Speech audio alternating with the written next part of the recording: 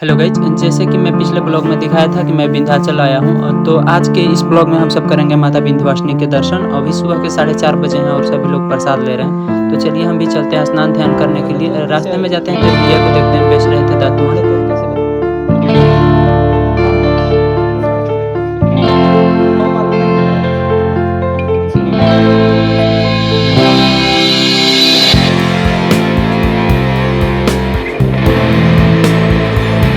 Finally मैं यहाँ से दातुन लेकर आगे बढ़ता हूँ। जब आगे आप रास्ते में बढ़ेंगे तो यहाँ पे बहुत सारे शॉपकीपर और प्रसाद की दुकान वाले लोग जो आपको रुक कर और प्रसाद देने के लिए चाहेंगे कि आप प्रसाद ले लो। यहाँ पे धांधली एक ऐसा है ना कि आप जिस भी दुकान पे रुक गए, पैर हाथ धो लिए, तो आपसे वहाँ का प्रसाद लेना पड़ेगा। और सुबह सुबह कुछ ऐसा था नज़ारा। तो चलिए हम भी स्नान ध्यान करते हैं, उसके बाद निकलते हैं पूजा करने के लिए। जैसे ही आप स्नान करेंगे उसके बाद यहाँ पर छोटे छोटे टोकरी में लेकर बैठे रहते हैं पुष्प और आरती के लिए। तो मैं भी करता हूँ माँ गंगा का आरती।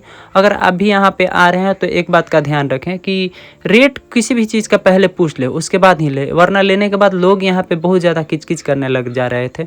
तो फाइनली आरती करने के बाद मैं निकलता हूँ प्रसाद लेने की ओर।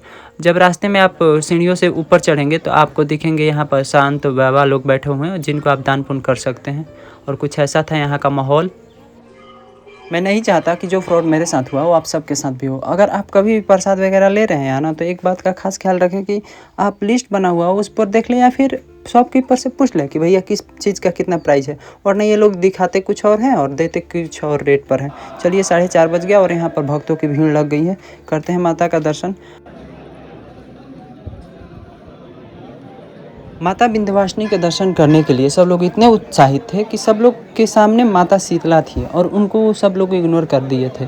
हम लोग भी करते हैं माता शीतला के दर्शन। उसके जस्ट आगे जब आप जाएंगे तो सामने में मेन गेट पर भगवान श्री गणपति विराजमान हैं। उनको स्मरण करके आप अंदर जाएंगे। अंदर कैमरा अलाउ नहीं होता है, इसकी वजह से मुझे कैमरा बंद करना पड़ा था। लेकिन जस्ट उसके पश्चिमी द्वार की तरफ जाएंगे तो वहाँ पर है माता का झांकी दर्शन। यहाँ से आप झांकी दर्शन से माता का स्वरूप देख सकते हैं।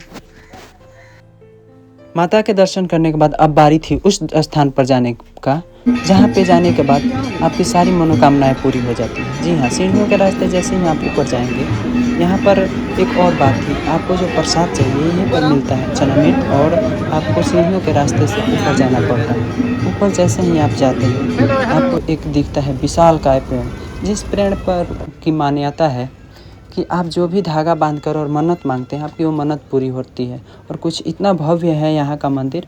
और यहाँ पर बगल में ही ये जो गुंबज बना हुआ है, इसके चारों ओर परिक्रमा करने के बाद जैसे ही आगे आएंगे वहाँ पर नीचे एक पुजारी जी बैठे होते हैं और वहीं पर बगल में विराजमान है माँ सरस्वती। उनका आशीर्वाद लेना। मान्यता ये है कि जो भी विंध्यवासिनी माता के पास दर्शन करने आता है उसका तीर्थ जब तक सफल नहीं माना जाता जब तक वो काली खो और बदलामुखी नहीं जाता। तो हम सब भी ऑटो पकड़ते हैं और निकल जाते हैं काली खो जाने के लिए। यहाँ जैसे आप मंदिर के बाहर आएंगे ना, आपको ऑटो मिलेगा जो कि 40 रुपये 50 रुपये में आपको लेके चला जाएगा। फाइनली हम लोग पहुँच गए हैं काली खो। ये जो काली खो में प्रसाद बेचने वाले लोग हैं, इन लोगों का बिहेवियर ना थोड़ा सा भी बढ़िया नहीं।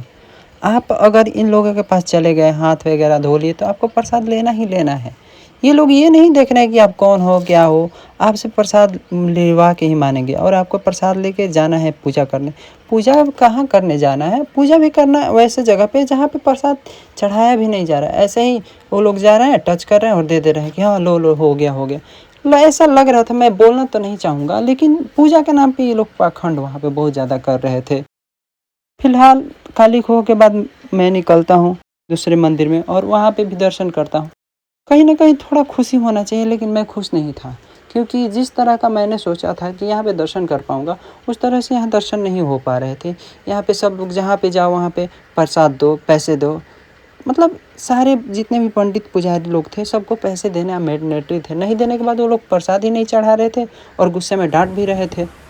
फाइनली यहाँ पे बाबा बजरंगबली के दर्शन करने के बाद वहाँ से मैं फिर एक खूबसूरत सा नज़ारा को देखते हुए निकलता हूँ। आगे एक और मंदिर था, वहाँ पे उस मंदिर का नाम मैं अभी भूल रहा हूँ, लेकिन आगे चल के डाल दूँगा। इस मंदिर में यह था कि गुफा के अंदर एक माता थी, उनको दर्शन करने जाना था जी। उसमें कि आप झुक कर जाते हैं, किसी भी तरह से आप ये नहीं कर सकते कि खड़ा हो पाएँ, उतना स्पेस ही नहीं था।